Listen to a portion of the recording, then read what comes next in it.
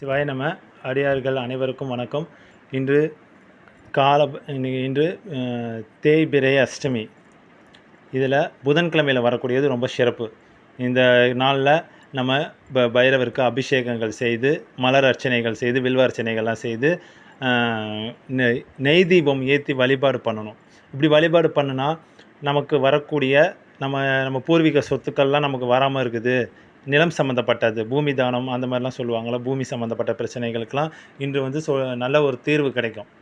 அதனால் இதுலேருந்து தொடர்ந்து ஒரு 7 வாரம் இல்லை 9 வாரம் 2 நெய் தீபங்கள் பைரவருக்கு ஏற்றணும்.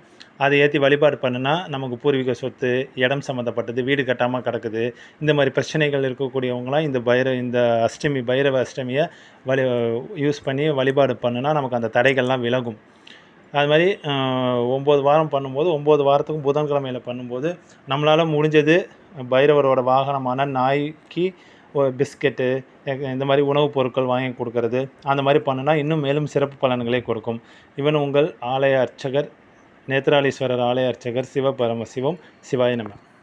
சிவனின் ரூபா கால பைரவா கருணை சுரப்பவனே, காலனை விரட்டும் அஷ்டமிநாதா குருவே தாழ் சரணம்.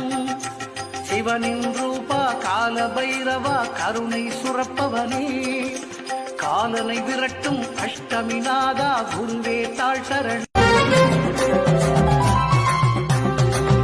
கால நீலகண்ட ரூபமாய் உதித்தவா, கால காலமென்றும் எம்மை காக்க வந்த பைரவா, பிரம்மனின் அகந்தையை அடக்க உருவெடுத்தவா, தனமருள் கரத்தவா சரணம் கால பைரவா.